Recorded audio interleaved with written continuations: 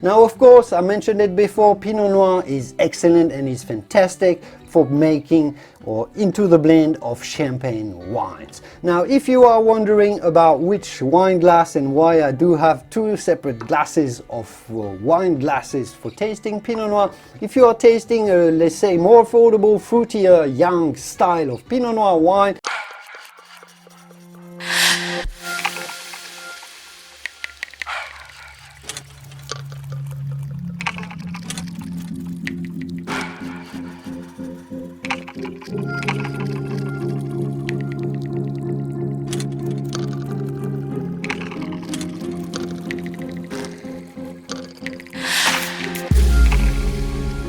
hello, bonjour, this is Julien, the French winemaking guy who makes wine videos here on YouTube. Yes, wine videos. And this is a video where you'll learn all of the essentials, all of the key facts that you need to know and understand the fantastic Pinot Noir grape and wines. We'll look at some of its origin, where it came from, why it became so popular suddenly all around the world, all of its typical aromas and flavors, that's really good to have in mind, which are the best Pinot Noir wines produced around the world. But before we get into this fascinating video, I must tell you that it is brought to you by what is possibly the best wine club in America. A wine club I work closely with as a consultant and video maker. Yes, I make videos for them as well, just like the one you're about to see.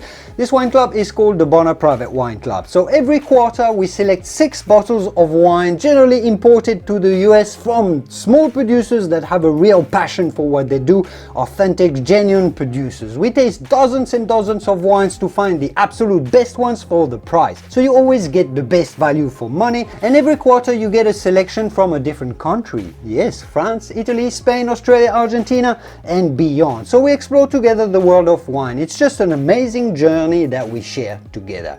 Now, they not only send you the wines, but we also tell you the story about the producers, where the wines come from, so you can appreciate and understand the wine better. The more you know, the more you get a better moment with your wine and your friends. We educate our members about wine as well, through videos as well, through the Wine Club's Wine Explorers letter, where we share our journey adventures with wine, and videos such as the one you're about to watch. We send out weekly newsletter and videos to all of our club members. Anyhow, to learn more and get early access to more videos like this one you're about to watch, check out the link in the video description, have a read and find out if the Bonner Private Wine Club is for you. But let's get into the video. This is an episode we released a few months ago to our club members about the essential keys to understanding Pinot Noir wine.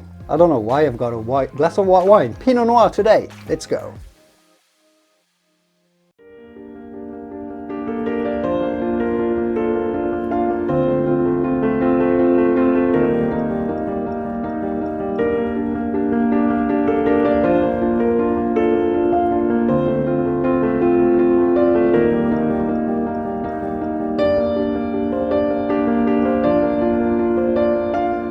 Hello, bonjour, and welcome to your new Bonner Private Wines video. Today we're continuing our exploration of the best wine types in the world to give you some more essential wine knowledge that will allow you to navigate the wine aisles of your local wine shop with great ease. So far we've talked about here on this channel about the Cabernet Sauvignon, the Chardonnay, the Tempranillo. So let's go on with one of my personal favorites, and I'm sure many of you love it too. We're going to be talking about Pinot Noir.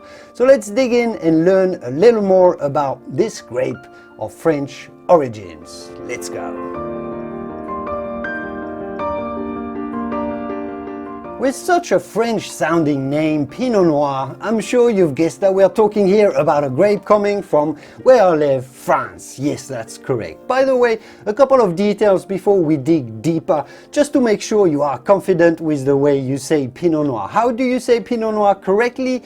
Well, in French we say Pinot Noir, but it's fine in English or American obviously to say just simply Pinot Noir, as long as you do not pronounce the T at the end of Pinot, so do not say Pinot Noir for sure. Then yes, Pinot Noir is the type of grape that the wine is made from. And this type of grape came from France, where it was selected, refined, perfected in the Burgundy wine region of France. You have to know and remember that Burgundy is a rather cold area, one of the coldest wine regions in France in fact, almost as cold as Champagne, where yes, Pinot Noir is grown as well. But we'll get back to this in a minute when we talk about where the best wines from Pinot Noir are made all around the world. Pinot Noir, you have to remember, grows under those relatively cool climates, unlike Merlot, Cabernet Sauvignon, Syrah, that like warmer weather for those grapes. So in Burgundy, it was the Benedictine monks who perfected the grape. They were religious people and they used the wine for their rituals, and they absolutely adored Pinot Noir.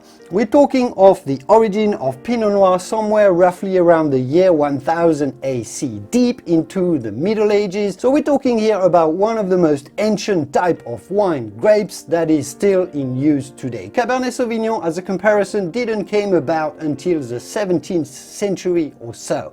Back then, the monks went to a great lengths to find the absolute best vineyard sites in Burgundy, the Grand Crus and Premier Crus, and that's because for centuries Pinot Noir was served to the kings of France or even the Pope when he was in France in Avignon. So Pinot Noir is an ancient and very noble grape, but what does it actually taste like, you may be wondering. Well, let's dig into it.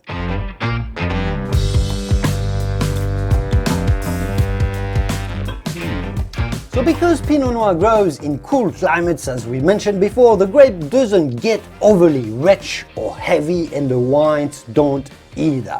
The alcohol level of Pinot Noirs are generally lower than for bigger wines like the Cabernets or the Zinfandel. Pinots have less tannins as well and a bit less body. They are lighter in style, more vibrant as well, more acidic, just a little more, say, aerial than most other wines, which is also why it's much more, or it's very appreciated by many. Now, the typical flavors and aromas of Pinot Noir are in the spectrum of acidic red berry fruits. Clearly the term that everyone uses for Pinot, which is the one that you should remember if there is one takeaway from this video, this term is griotte. Or it's fine to just say it is the French term for saying sour cherry. Virtually all Pinots have this griotte or sour cherry character. So keep it in mind if you want to impress your friends next time you are having your next Pinot Noir wine.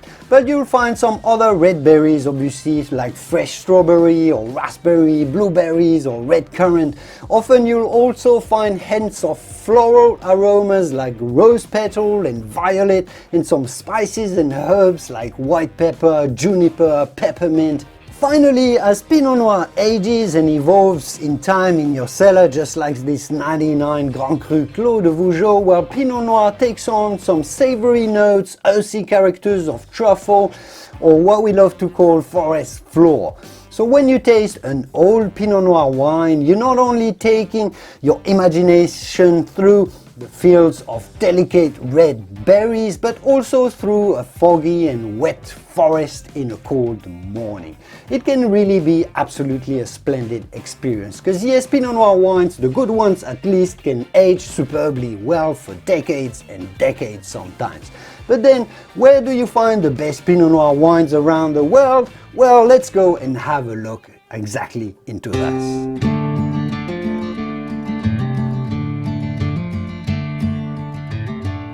Why do I mention Sideways? Well, Sideways is probably the most popular wine-focused movie of all times. If you haven't watched it yet, well, take a look at it, as it is pretty fun. It features two friends who take a road trip through the Santa Ynez Valley of California. Miles is a Pinot enthusiast, and he slowly converts his friend Jack, who was more of a Merlot lover, and he teaches him to love the lighter Pinot Noir styles.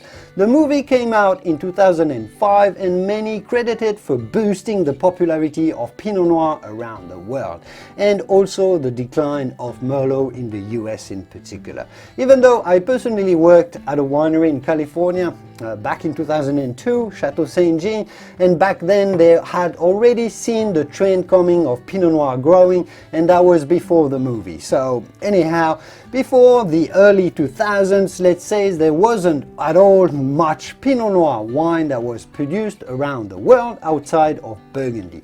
A little bit around Burgundy in Europe, like in Alsace, in Germany, Switzerland or Italy, those close by areas, but not a lot. Since though the grape has gone completely mainstream, almost viral in the world of wine, it could be said, as it's produced virtually everywhere it's suitable to do so. In Burgundy, the best Pinot Noirs come from what is called the Côte d'Or area around the city of Beaune. Beautiful city, by the way. There you'll find the names of prestigious wine villages that are synonymous with the best and most expensive Pinot Noirs in the world, like Von Romanée, Pommard, Gevrey-Chambertin or Chambol-Musigny. Now, you have to know that Grand Cru Pinot Noir from Burgundy are some of the rarest, the most demanded, the most expensive wines in the world as well, with prices easily reaching north of $1,000 a bottle, yes. Outside of Burgundy, you'll have to go in cooler parts of California to find good Pinot Noir wines, like some parts of the Sonoma County, the Russian River Valley or the Sonoma Coast, but also the Central Coast, like Santa Barbara or Santa Ynez Valley, for example. Places like Napa Valley or Central Coast or Central Valley of California are just a little too warm for this. Then in Oregon and Washington State, yes, you will find some delicious fine Pinot Noirs that I do definitely recommend you investigate and dig into if you want to go a little bit deeper. Now, you will have fantastic Pinot Noir wines in New Zealand, and I live there, I can tell you so. Go for the Central Otago or Martinborough ones more than the Marlborough ones if you can. And finally, some very interesting Pinot Noirs come out of the southern end of the America, or South American continent, I should say, America as a continent, and that's on both sides of the continent, on the very end in Patagonia, on the Chilean side and Argentine side. Now, of course, I mentioned it before, Pinot Noir is excellent and is fantastic for making or into the blend of champagne wines. Now, if you are wondering about which wine glass and why I do have two separate glasses of wine glasses for tasting Pinot Noir, if you are tasting a, let's say, more affordable, fruitier, young style of Pinot Noir wine, any wine tasting glass, just a Bordeaux style, this is called the Bordeaux shape of wine glass. This will go well with fruity, approachable, young Pinot Noir wine. If you're tasting a bigger, richer, more expensive, more powerful, more concentrated and older type of Pinot Noir wine, well, go for that Burgundy shape. Yes, this is a shape, a big bowl, a type of wine glass that is called a Burgundy shape type of wine glass, and you know, that's for tasting Pinot Noir wines, but the big ones, the old ones preferably. And I'll leave it here for today. I hope we've covered everything that you should know about Pinot Noir wine, and I will see you soon in the wonderful world of wine. Au revoir, bye bye, cheers.